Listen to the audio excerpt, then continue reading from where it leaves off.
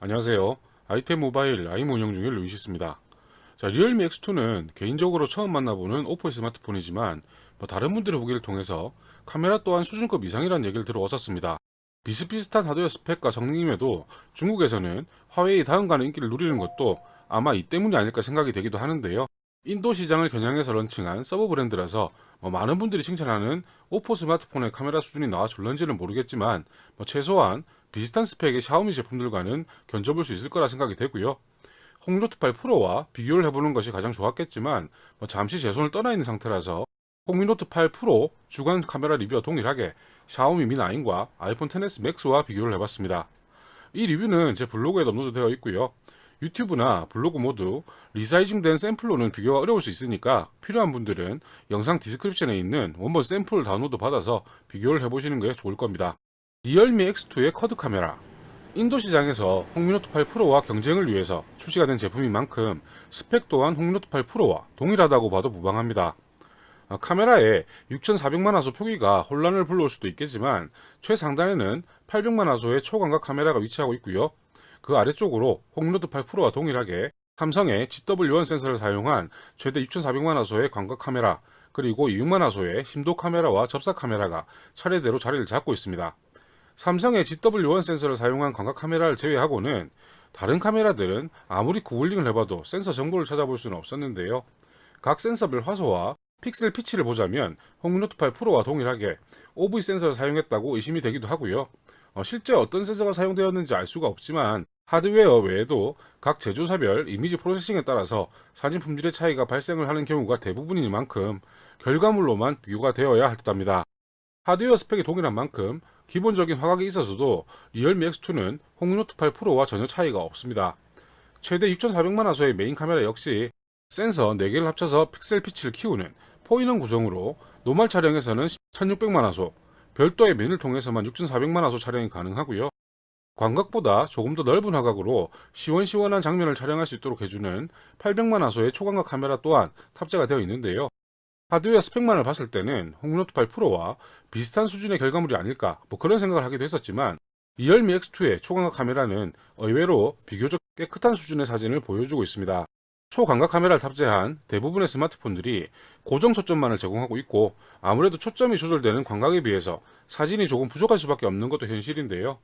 그렇다 하더라도 지금 보시다시피 홍미노트 8 프로의 초광각은 이걸 쓰라고 달아놓은 건지 의심스러운 수준이었던데 반해서 리얼미 X2는 꽤 괜찮은 수준의 사진으로 생각이 됩니다.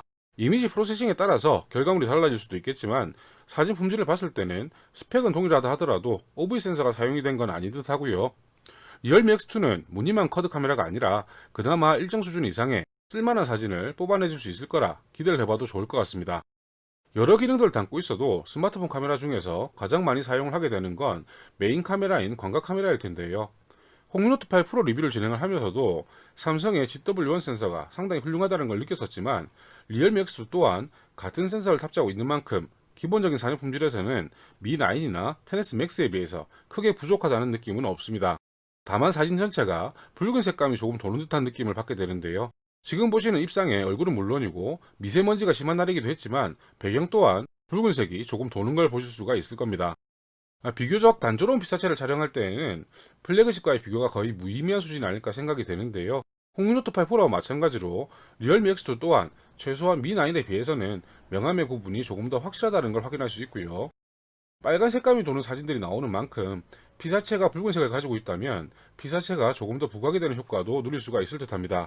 그렇지만 여기서는 티어의 차이가 나는 것이 입간판 이쪽의 나뭇잎들은 아무래도 미 9과는 비슷한 수준이지만 아이폰 XS 맥스와는 비교하기에 좀 무리가 있는 수준이고요. 배경의 대부분을 하늘이 차지하면서 역광과 비슷한 상황에서는 이 역광을 제대로 처리하지 못해서 노이즈가 꽤 발생을 하고 있다는 점은 아쉬움으로 남습니다.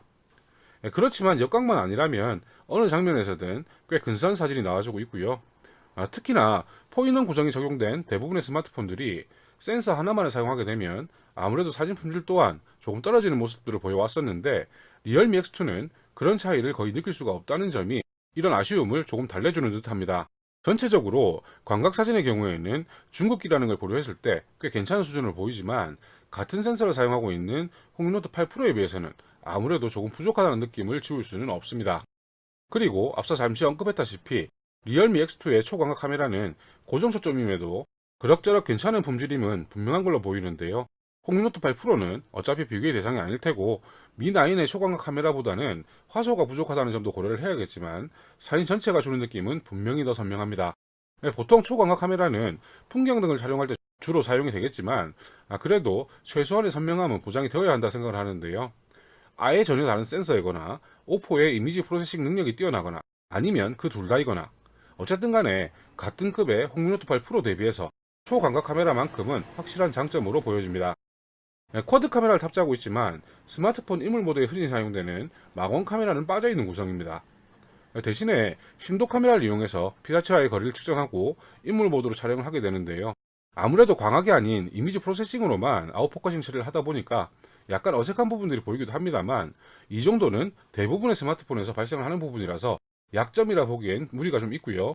단 하나 아쉬운 점이 있다면 사진 촬영 후에 갤러리에서 블러 강도를 조절하는 기능이 포함되어 있지 않다는 점 정도를 들 수가 있습니다. 홍미노트8 프로는 광각 카메라는 꽤 훌륭한 수준이었지만 초광각이나 6400만 화소의 최대 화소 촬영 등에서 아무래도 부족한 모습을 보여서 아쉬움이 많았었는데요. 리얼미 X2는 이 홍미노트8 프로와 같은 스펙의 구성으로 광각 사진 품질은 조금 아쉬운 듯해도 큰 차이가 없는 수준이고 그 외에 초광각이나 6400만 화소 촬영까지 비교가 불가능할 정도로 나은 품질을 보여주고 있어서 실사용에서는 홍미노트8 프로보다 오히려 더 낫지 않을까 하는 생각을 하게 됩니다. 물론 중국기이니만큼 플래그십들과의 비교시에도 조금 부족한 모습을 보이기는 하는데요. 스마트폰 성능이 상향 평준화되면서 그나마 티어 구분을 가능하게 해주는 부분이 바로 이 카메라이니만큼 수긍을 하고 넘어가야 할 걸로 보입니다. 지금까지는 오포 스마트폰에 큰 관심이 없었는데요. 서브 브랜드 제품인 리얼미 X2가 이 정도라면 메인 브랜드의 제품들은 과연 어떨까? 그런 궁금증이 또 생겨버렸습니다. 언제 기회가 된다면 오포 플래그십으로 한번 만나봤으면 하는 바람이 있고요. 그럼 오늘 리뷰는 여기서 마치고요. 야간 사진이나 다른 부분을 정리해서 곧 찾아뵐 수 있도록 하겠습니다. 감사합니다.